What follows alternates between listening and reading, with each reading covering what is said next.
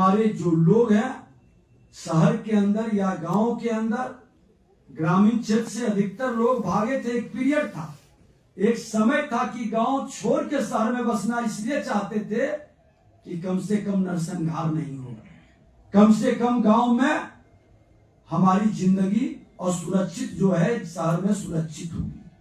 लेकिन अब गांव में भी जिंदगी सुरक्षित होगा, शहर में भी सुरक्षित होगा।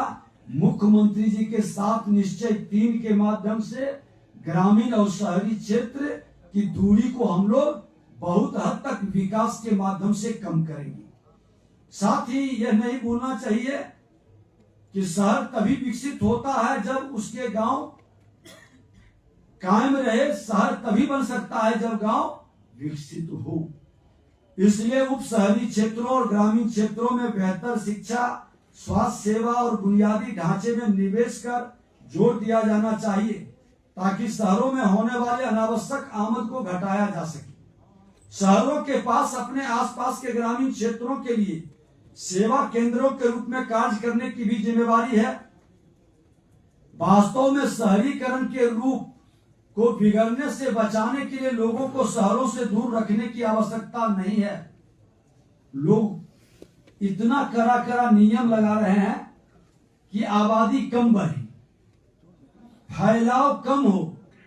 अब उसकी जरूरत नहीं है, फैलने की जरूरत है, शहरीकरण बढ़ाने की जरूरत है।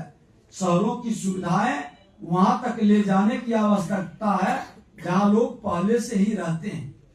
अब जाके बाईपास में देखिए, बेचारे बस गए और गांव से भी बदतर जिंदगी है।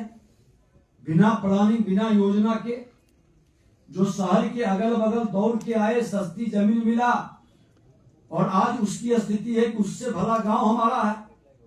ग्रामीण क्षेत्र में बिहार के सरकार का डेवलपमेंट के कारण सुख सुविधा बढ़ गई है। शहरी और ग्रामीण भारत को साथ साथ विकसित करने के समग्र दृष्टिकोण की आवश्यकता है, ताकि शहरों को अनावश्यक तनाव से मुक्त किया जा सके।